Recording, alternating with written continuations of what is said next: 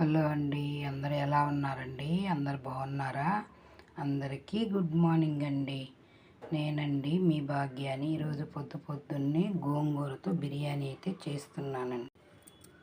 బిర్యానీ సామాను ఇప్పుడైతే కళాయి పెట్టేశాను, స్టవ్ వెలిగించేసాను. చెప్పాను కదండి, ఈ పేస్టులు అయితే అల్లం, తెల్లగడ్డ, ఎర్రగడ్డ, టమోటా, పచ్చిమిరపకాయ, కొత్తిమీర, పుదీనా అన్నీ వేసేస్తున్నానండి. ఇంకైతే నేను తనీగా అయితే తరిగి వేయను. ఇలాంటి తిరగమాత రైసులకైతే ఇలాగే చేసేస్తున్నాను. గోంగూర అయితే ఇది కడిగి పెట్టేసుకున్నాను. బియ్యం 2 గ్లాసులు నానబెట్టేసానండి.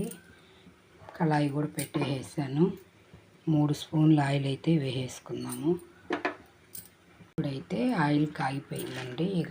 బిర్యానీ సామాన్లు వేసేసుకున్నాను. 2 గ్లాసులు బియ్యం తీసుకున్నాను కాబట్టి ఈ పెద్ద స్పూన్తో 1 స్పూన్ అయితే వేసేస్తాను. ఇప్పుడైతే ఆ పేస్ట్ వేసేసాను.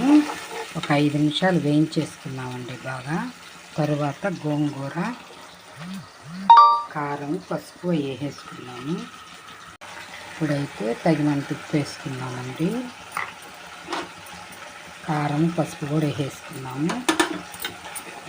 ఇలాగా వేయించుకుందామండి. ఇప్పుడైతే గోంగూర వాష్ చేసి పెట్టుకున్నాం కదా, నీట్గా కడిగి శుభ్రంగా అదైతే వేసేసుకుందామండి. ఇదైతే వేగాలి. ఇది వేగాలంటే సిమ్లో పెట్టుకోవాలి. ఒక 10 నిమిషాల పాటు నీట్గా వేయించుకుందామండి. 10 నిమిషాలు వేయించేసుకున్నాము. కొంచెం సిమ్లో పెట్టుకుందాం. వేగిపోయింది బాగా. చూడండి ఫ్రెండ్స్, ఇలాగైతే గోంగూర అంతా బాగా వేగిపోయింది.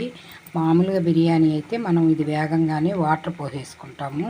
కానీ గోంగూర బిర్యానీకి మాత్రం అలా కాదండి. ముందు మనము కడిగి పెట్టుకున్న బియ్యం వేసేసుకోవాలి. అదొక్క నిమిషం ఇలా వేయించుకున్న దాకా వాటర్ పోయకూడదండి. మసాలా అంతా బాగా పట్టుకోవాలి. కలిపెట్టుకుందామండి. అయితే బాగా వేయించేసుకున్నాము. ఇప్పుడైతే వాటర్ పోసేసుకుందామండి. 4 గ్లాసులండి కొలిచి పెట్టేసుకున్నాను. 2 గ్లాసులు బియ్యం అయితే వేసేసాను. 4 గ్లాసులు నీళ్ళు పోసేసానండి. ఇప్పుడు ఉడికించుకుందాము. ఒక 10 నిమిషాలు పడుతుంది. ఇప్పుడైతే ఉడుకుతుందండి. మూత అయితే పెట్టేసుకున్నాము. ఇంకొక 10 నిమిషాలు పడుతుంది. 3 ఎగ్స్ అయితే ఉడకబెడుతున్నాను దానిలోకి. ఇప్పుడైతే మా అబ్బాయి క్యారేజ్ కూడా ఇదే సెట్ చేసేస్తున్నాను. ఇప్పుడు ఉడుకుతుందండి. ఇంకొక 5 నిమిషాలకి రెడీ అయిపోతుంది. ఒక్క స్పూను నెయ్యి వేసుకుందామండి. టేస్ట్ కోసం చాలు. రెడీ అయిపోతుంది. గోంగూర బిర్యానీ అయితే రెడీ అయిపోయింది ఫ్రెండ్స్. దీనిలోకి ఎగ్స్ ఇవైతే ఈరోజు మా బాబుకి అయితే క్యారేజ్ కట్టేస్తాను. మరి నేను అల్లం పేస్ట్ అలా ఎందుకు వేస్తున్నానంటే ఎర్రగడ్డ, టమోటా తినరండి. దానికని మిక్సీకి వేసి ఇలాగైతే వేస్తున్నాను.